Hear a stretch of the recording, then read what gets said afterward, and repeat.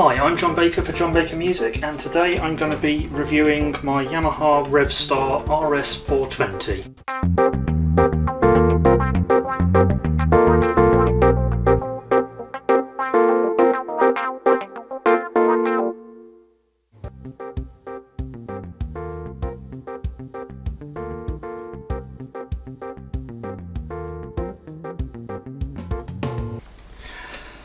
Right, so this is the Yamaha Revstar RS420. You can pick these up for around £400 in the UK. I'm not sure what the international numbers are. So I'll start off by talking a little bit about the guitar and some of the features and things and the build and build standard. Then I'll go on to playing a few things, give you a bit of an idea of the tone. Right, so there are two Yamaha Guitar Research or Yamaha Guitar Development, I can't remember the specific name, VH3 Alnico humbuckers. They're voiced quite sort of medium-low output, so oldish style but not completely vintage. It's got a slim profile NATO neck, so it's actually quite fast because it's really slim, but it is a gloss finish, which can slow you down a little bit, although I'm not that good to notice. It's a set neck design, so setting neck there, but with a bit of a cutaway so you can reach high up the fretboard.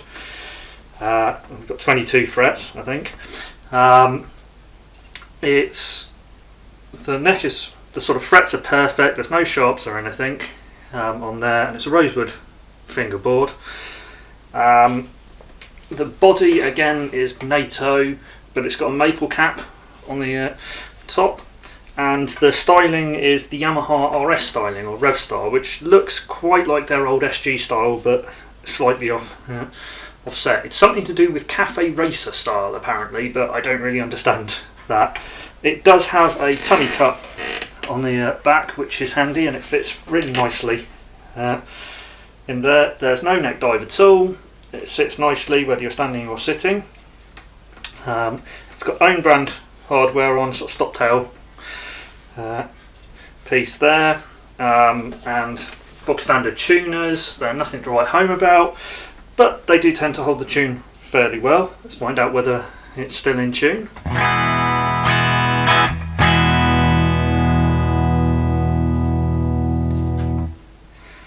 Right, so we'll do a little bit of playing to see how it sounds. I've got this set, let's put it on the neck humbucker, and we're going through my Firehawk FX, and it's on a Fender style amp, sort of nice and clean, little bit of spring reverb on, and we'll start with what's known as a dry switch off, and I'll go into what that is in a minute.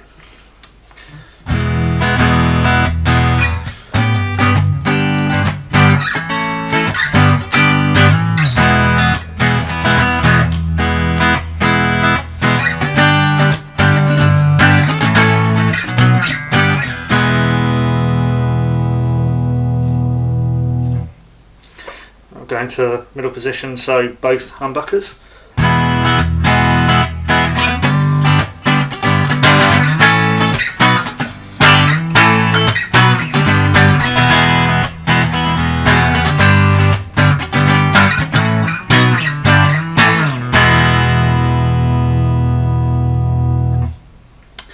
And then we'll go to the bridge position.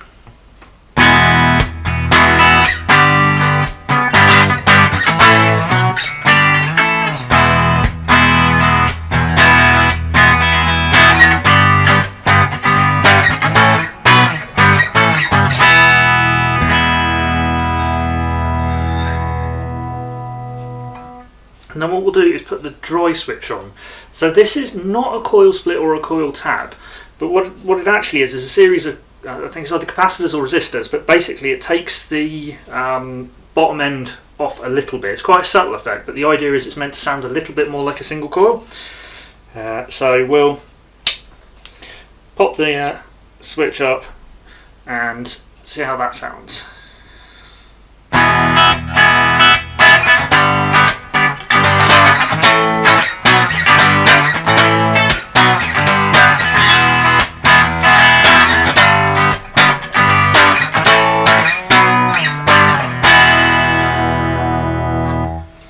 back into the middle position with the dry switch engaged.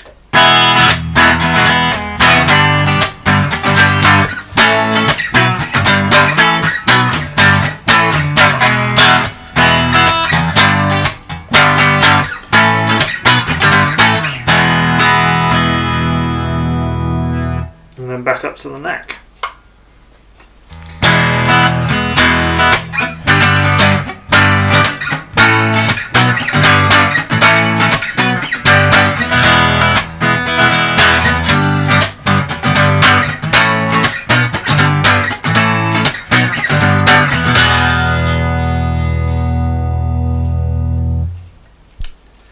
So that's how it sounds, pretty clean. So what we'll do now is we'll put a little bit of crunch on. So I'm going to switch to an AC30 style amp, but I've not got top boost on it, so it's not actually that representative of a Vox sound. And I'll take the dry switch off, so we're just getting the humbucker.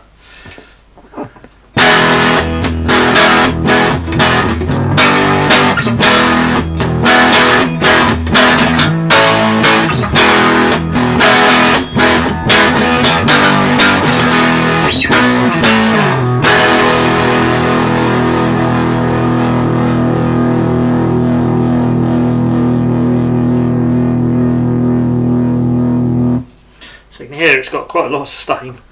Into the middle position.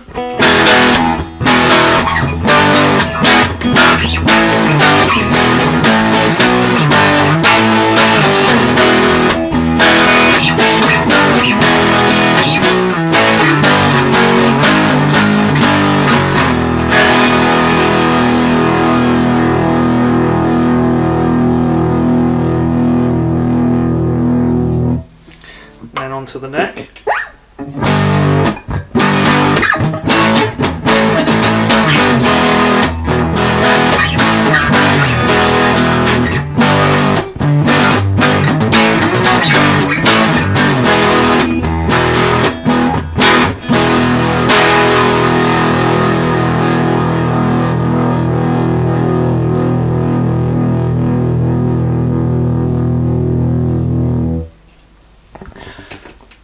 And then for a bit of fun, we'll go on to a sort of slightly higher gain amp again. We'll go to an angle style amp and do a little bit of shredding, but I'm not very good at shredding, so apologies in advance.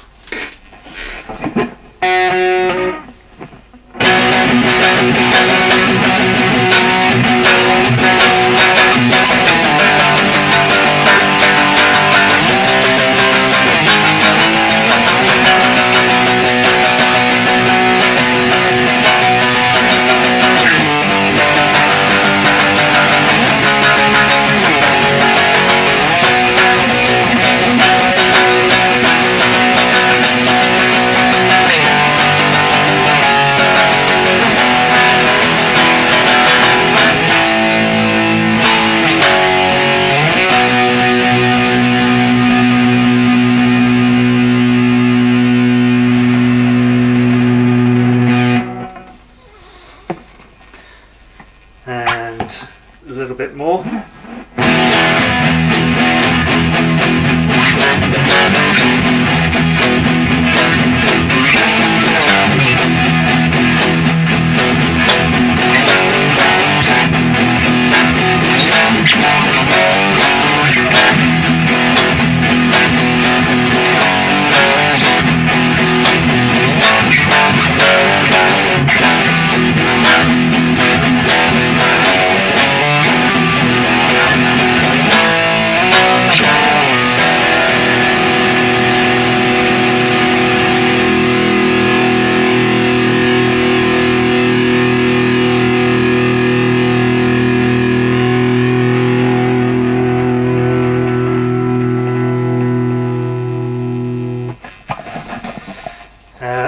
And something a little bit different.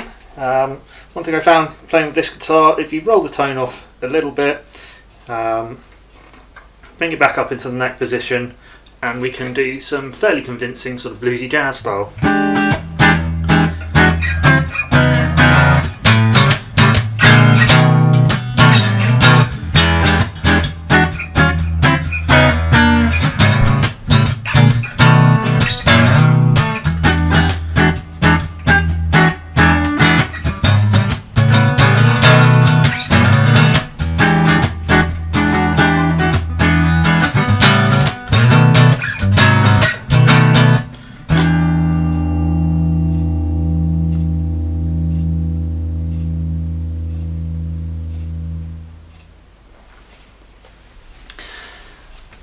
Right, so I'm going to move on to a bit of a summation about the guitar. It's an absolutely great guitar for the price. Ideal guitar for a beginner or even an intermediate. I mean, I think you could quite easily gig with this. It'd be perfect for that.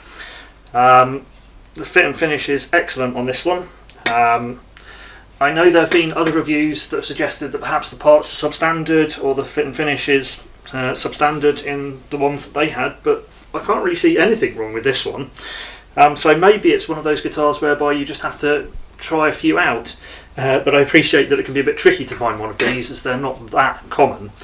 I was lucky enough to be able to try a few of them in Hogan Music, and this is the one that I like the most as you go up the series. So when you jump from, you've got the 320 and the 420 with this thin neck profile. As you jump to the 502, 620, 820 and RS20, they actually get a slightly thicker neck, which isn't uncomfortable, but is noticeably thicker. They do go to slightly more premium materials because they go to mahogany neck and body rather than NATO, but in all honesty I couldn't really, at my standard I couldn't see the difference or hear the difference. It's another Indonesian built guitar like my Ibanez. Indonesia seems to be the place to go to at the moment. They're doing very well in their builds.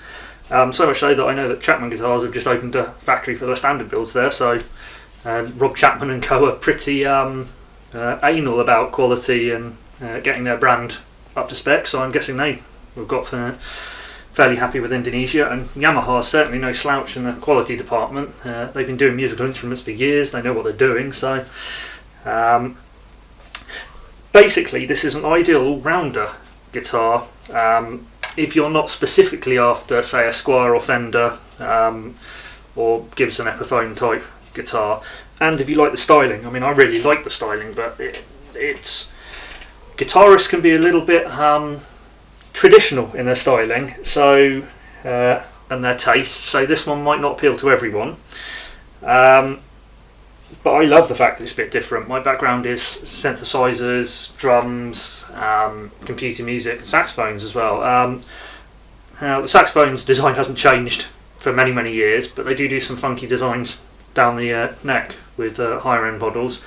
And obviously synthesizers, they're always pushing the boundary of what looks good and shows off. And drums, you can see my big E-kit behind me. That's pretty forward thinking and looking forward, so I like forward looking things, so I like the style of this.